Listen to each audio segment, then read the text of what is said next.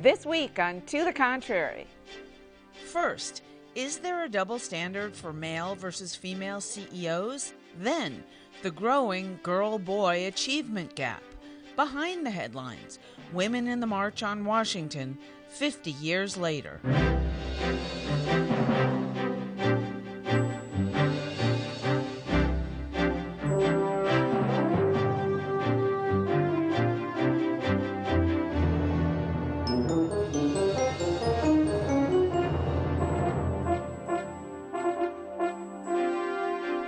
Hello, I'm Bonnie Urbay. Welcome to the Contrary, a discussion of news and social trends from diverse perspectives. Up first, a CEO's feisty photo creates controversy.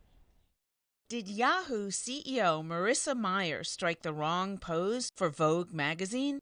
Lying backwards on a lounge chair, sporting stilettos and a pouty face, Mayer was photographed for a profile piece in the fashion magazine. Critics argue her picture perpetuates the stereotype that high-profile women rise to the top based on looks. Others say there's nothing wrong with a female CEO embracing her femininity. But Mayer received some good news late in the week. Yahoo surpassed Google in July as the most visited website in the U.S. Even better news, Yahoo's stock has doubled in the year since Mayer became CEO. So, Debra, Carnahan, was Mayer's decision to strike the pose in Vogue a mistaken judgment or a ratings booster for the website? I really think she was fine in what she did. I don't think it really matters a whole lot, and if it gave her some more notoriety and publicity, I think it's great. Look, Bonnie, Vogue is always about fashion, and fashion is about being sensual. Kudos to Marissa Mayer. I'm glad that she did what she did because she proved you can be beautiful and have brains and be successful. Well, Melissa knows exactly what she's doing. As she leaves Google in the dust, that Vogue pose will particularly please her young, hip Yahoo base. Of course she should have posed for Vogue. I mean, she's a beautiful, glamorous, successful, brilliant woman, and the world should get used to that. There are a lot of them. The second thing is, the mistake here is the busybodies judging her. Really? Because, Yeah. I mean, I'm not so much of a busybody, I wouldn't think, but I really do think that it's inappropriate for who she is. I mean, I so disagree. Can you imagine? I mean, look, we know Scott Brown posed, just about full frontal nude, and still became a U.S. Senator, but I can't think of a major seriously taken, let's take Richard Branson out of the picture for a moment because he's not really taken that seriously, okay. But a seriously taken male CEO posing in his suit upside down for a magazine. I can't see it. But I think it's different for us, and sometimes we can set the standard or break the mold, and I think it's great because she is beautiful, she's lovely, and she's successful. You just said her stock is beating Google. And I think women are redefining success, and it can include women being sexy and glamorous. This is also Vogue. I'm going to come back to that. This is about fashion. Fashion is about sensuality, and you sell looking good, looking sexy, whether you're a man or a woman. That's what it is. I get your point about the upside down thing, and a man going upside down. Except for Richard Branson. But, why not? Maybe they should try that next month. Actually, she's pretty uptight. She is up here, virtually you can't see anything, and she is knee length. Well, what I see, quite frankly, in that picture, by the way, not that I paid a whole lot of attention to it, although it got a lot of play in the news, so we decided to go with it. But what I see is a battle between her PR people and the photographers at Vogue, and they want her to, expose more of her décolletage, and they want her to be sexy and do something that'll make news and bring attention to the magazine. And her PR people want her to be somewhat dignified. So they came up with, in my mind, this fairly bizarre pose that does a little of both. Bizarre is not the right word. It really has to do with, first of all, this woman is comfortable in her own skin. She needs to draw attention to Yahoo and the changes that she is bringing to Yahoo. what you said earlier bears, I think, paying attention to. Who is she, and what is she doing? She's not Google. She is Yahoo. Who is Yahoo? Yahoo is younger than anybody at this table. Would they be turned off by this picture? I doubt it. For certain CEOs, including women CEOs, this would not be appropriate, particularly if they didn't feel comfortable. For her, it seems to me it was just right, and if she was doing what you said, which was trying to cut the baby in half, she succeeded. But you know, even Time Magazine, they did a blog and said that she looked like a mermaid on a piece of gum. So she brought attention to herself, but you have some bizarre reportings on the actual picture. But kudos to her. You know, she's successful and she's beautiful. Yeah, but let me then just push the envelope a little bit more and say, you know, okay, she brought attention, stock is up. Yep. So why not just do what Madonna did and do a whole book of naked photographs? I mean, you really want to push the envelope. But not What's that the far. difference? No, What's the difference? There's a big difference. Madonna and Marissa, would you like to take that? No, and Marissa, first of all, she's a techno geek, and this does a lot to improve the image of, and especially for young women. I mean, I think she's a great role model. And as you say, it's the younger generation, and they are changing and the it's rules. Vogue. It's Vogue magazine. Vogue. And we could pick the whole picture apart over and over we again. could The now. piece of gum analogy, I found that fascinating. But also, you know, if you showed that picture to an FBI agent, I can tell you as a former federal prosecutor, they'd tell you, ooh, it's bondage. Because you've got the stiletto heels and crossing of the shoes and the straps. That's a whole bondage Dear, thing. I love her shoes. Yeah, so it sends a multiple messages. Take it the way you like it. So the public policy takeaway from here is that this is fine. Young women, she's a fine role model. Go for it. Yeah. Absolutely, and that you should know who your base is, who your public is. She knows who's hers. And she's playing to that base. All right. Let us know what you think. Follow me on Twitter at Bonnie or Bay or at To the Contrary. From women CEOs to boys getting C's. Girls are surging ahead of boys in high school achievement. That according to the National Bureau of Economic Research. 3 decades of the Bureau's data show high school girls are getting more A's and boys more C's.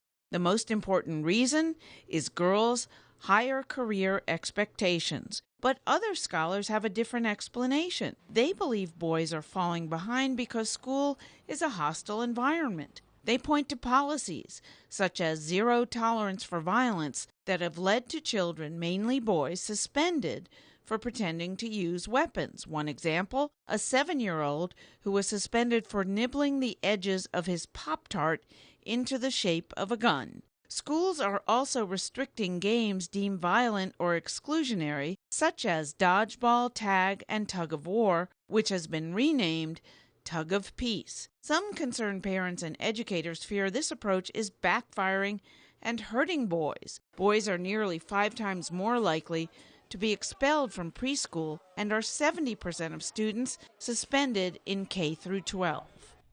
Christina, you released an updated version of The War on Boys, which of course foretold this how many years 10 ago? years ago. 10 years ago. So what about these zero tolerance policies? They've had a disparate impact on boys. And we have a lot of women's organizations that are careful to note and to correct policies that are harmful to girls. But unfortunately, boys don't have that kind of protection. And so no one's really looking after their interests. And our schools have become increasingly hostile. Now, I will say African American boys pay the highest price for these zero tolerance policies. But now it's moved to boys of from all backgrounds are simply find themselves in school with, it's almost as if they should put up a no welcome sign. Well, how come they're the ones showing up at schools then, like the Adam kid in Connecticut with AK-47s and trying to blow the places apart? A small coterie of boys are sociopathic, but most boys are not sociopaths. And we have to make a clear distinction. There's something called healthy masculinity. A young man shows his masculinity by being high-spirited, and yes, he can play in all sorts of typical heroic ways, rescuing people from bad guys and vanquishing villains and so forth. That's the healthy play of little boys. We make a terrible mistake if we confuse healthy masculinity with aberrational masculinity. I agree with you about zero tolerance. One of the worst of all experiments. in the past 20 years. But I must tell you, I am not convinced by this anecdotal evidence that this is sweeping the schools at all. I'd like to look a whole lot deeper than what are one or two really crazy things that nobody would condone, to something much deeper. First of all, this goes back much further. And I really think... What part goes back? The zero boys tolerance? Falling off. Boys doing worse, now doing much worse. I think we've really got to begin to look at the rise of sports on television and in schools as kind of the pastime for more and more boys. You really are not a boy unless you're spending your time playing these video games, unless, by the way, not playing sports. That would be very healthy. Looking at sports, fathers spending all weekend looking at sports. And what kind of sports do they look at? Some of the worst of the violent sports. And the time they spend on it is what I am talking about. I want to see a study done of how much time the boys spend as voyeurs of sports, drinking in all of that violence, and how much time the girls spend. For the girls, they understand somehow, because they're participating in sports, what it does for them in leadership qualities and in moving ahead in life. For the boys, who are, yes, victims of obesity more than girls, the sports has become identified with masculinity, and their time is taken up with that and with not almost only nothing masculinity, else. but success. A lot of young boys, they see these guys, wrestlers, baseball players, football players, and they don't want to study. What they want to do is be able to be just like that and make millions like that and get the girls and be popular. But to go to zero tolerance, I think that we've taken that too far. Yes, we should be vigilant, but, you know, with what happened with Columbine, what happened with Sandy Hook and other places, but also we can take things too far. With a kid biting the Pop-Tart, as it's shaped as a gun, and you suspend him, or instead of tug of war, tug of peace. What is that? Yeah, I really think we need to look at our education system and look deeply into it and say, is zero tolerance good? The answer is probably no. It's like taking the discretion away from a judge and doing a sentencing. You want to look at the individual. You want to look at the individual circumstances. The motives. And I get very concerned when I hear we're spending time on this and being concerned about these types of things, tug of peace, you know, the gun. We need to be spending our time on more constructive, introspective looking at our educational system and how these policies are affecting our young. But also what I want to get to in what little time we have left is blaming this on feminism. Is it the fault of feminism? No. In the first edition of my book, I was tangling with the American Association of University Women because they had promoted the idea that girls were in crisis, when in fact boys were falling further and further behind, and that was sort of ignored. In this edition, I focus on all sorts of causes, the decline of recess and zero tolerance, and increasingly classrooms have become more feeling-centered, sedentary, competition-averse, and unwittingly have moved away from the needs of little boys. So, and I agree with the Congresswoman about the sports being very distracting. Schools do compete with the popular culture, and they have to do a better job engaging the young male mind. But I think President Obama had it right that we need to actually put more emphasis on science and math. And I think that we need to look at our curriculum. There are many things here that we need to change. But we may need more male teachers. We may need more experiments with single-sex education. There are some fantastic public school, all-male and all-female Eagle academies. Academy in New York. Oh, yes. Is the charter school in New York. Barack Obama Male Leadership Academy in Dallas, which is fantastic. And there are a lot of things we could be doing. And the British, the Australians, they're about 10 years ahead of us. What do they do differently? They consider it a crisis. They're worried about the boys, but they're worried about the future of their workforce. They're worried about their economy. And as some expert on education said, in this global economy, the country that can solve the problem to the boy gap is going to be ahead in economically. So they are sort of strengthening their educational system with students doing vocational and career development.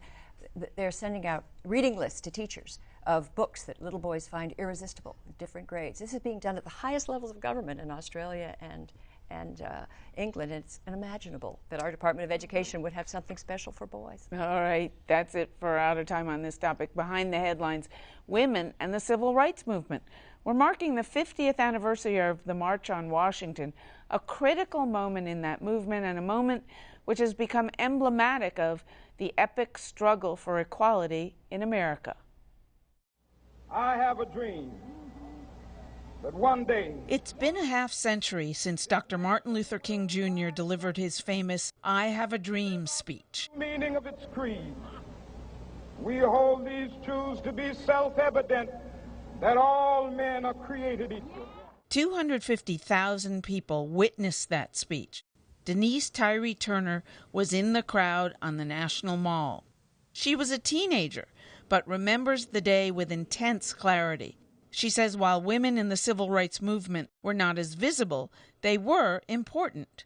We were workers to get people out, and we'd hold bake sales and things in order to get money to donate to the riders. I don't see us as leaders in the civil rights movement, even though I've since found out we did have some. Some of those leaders include Rosa Parks, Shirley Chisholm, Dorothy Height, and Fannie Lou Hamer. But these leaders were not in the forefront, so young women such as Tyree Turner didn't see their impact. No woman addressed the March on Washington, but women were present and drove the movement forward. We were fluff, really. At least they thought we were fluff. But we were coming into our own. We were demanding to be treated as people with intelligence. Tyree Turner was involved in the civil rights movement from an early age. She was part of a sit-in at a segregated diner in Raleigh, North Carolina. When her church urged parishioners to join the march, she did. But when she arrived at the mall and first saw the mass of people gathered, she felt nervous.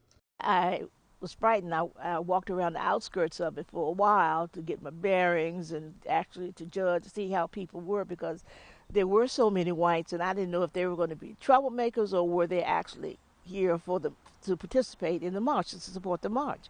So then eventually I went into the throng of people, and they were so friendly, and I felt very comfortable, and then I felt like I knew them.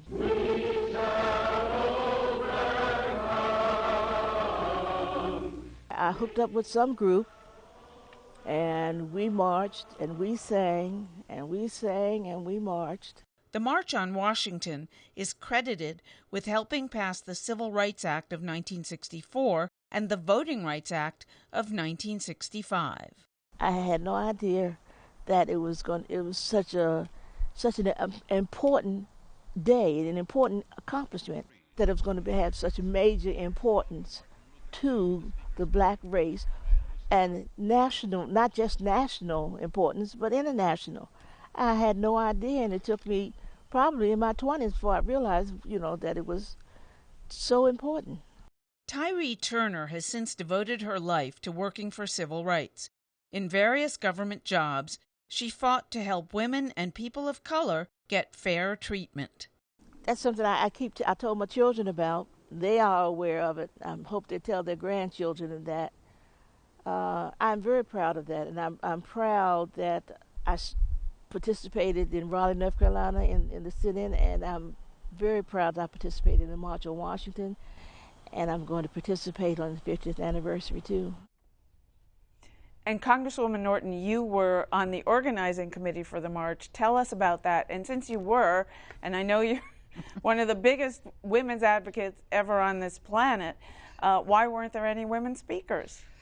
Well, Bonnie, I can tell you there were a lot of women on the staff of the March on Washington, which I served as a law student, came up from SNCC, the Student Nonviolent Coordinating Committee, where I've been in the Mississippi Delta, because it had finally gelled. It was going to happen. Came to work for Bayard Rustin, who was the brilliant organizer of the march. Now, I found plenty of women on this amateur staff because Bayard Rustin was the only one who really knew what he was doing. what you're really talking about is the state of the civil rights movement circa 1963. It was, frankly, more advanced than America in general, but not significantly more.